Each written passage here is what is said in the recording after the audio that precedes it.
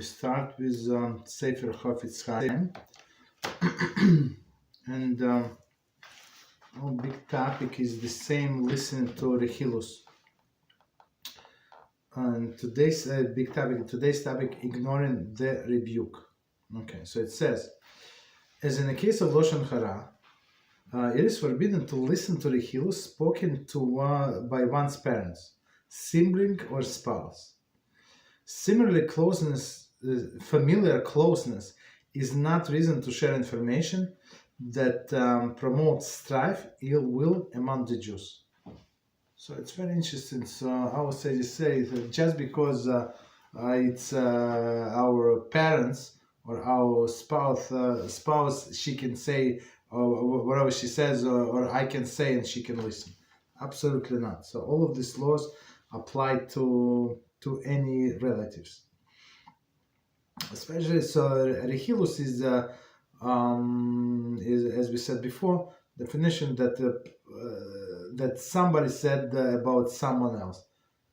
So a person comes home and said, you know what, they spoke about your sister, right, or your brother, right? So of course it's 100% Rechilus. It's forbidden for that person to repeat it.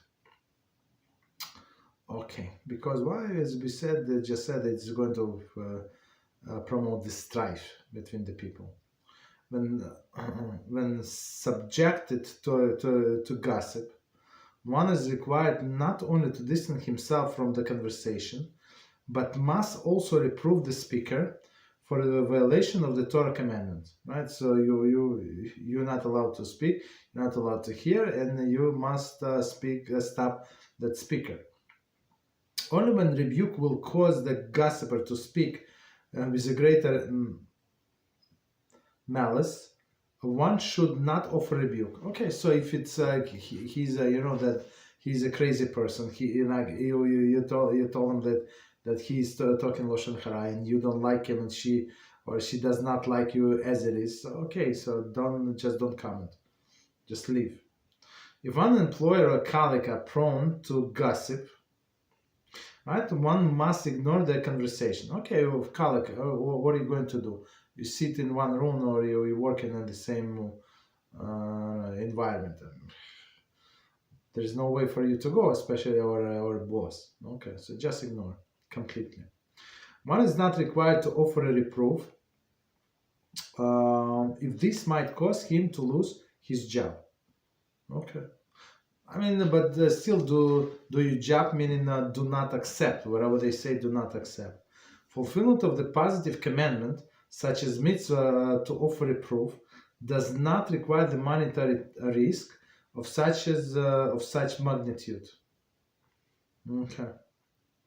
So meaning offer a reproof, because plus it is questionable, right?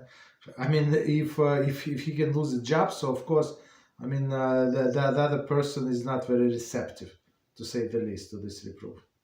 However, one should attempt to voice disapproval at some point, so as not to be guilty of chanufa, false flattery. So flattery is one of the character traits, right, or actions that Hashem said, I'm not going to be there. If there is a flatterer, somebody is a flatterer, me and the flatterer cannot be in the same room. It's one of the four people that Shekhinah is not going to come to. Okay. In all situations, the listener must do his best to stop the gossiper, perhaps by tactfully changing the subject. So if you can tactfully change the subject, well, just don't be there. One of the two. Okay, stop here.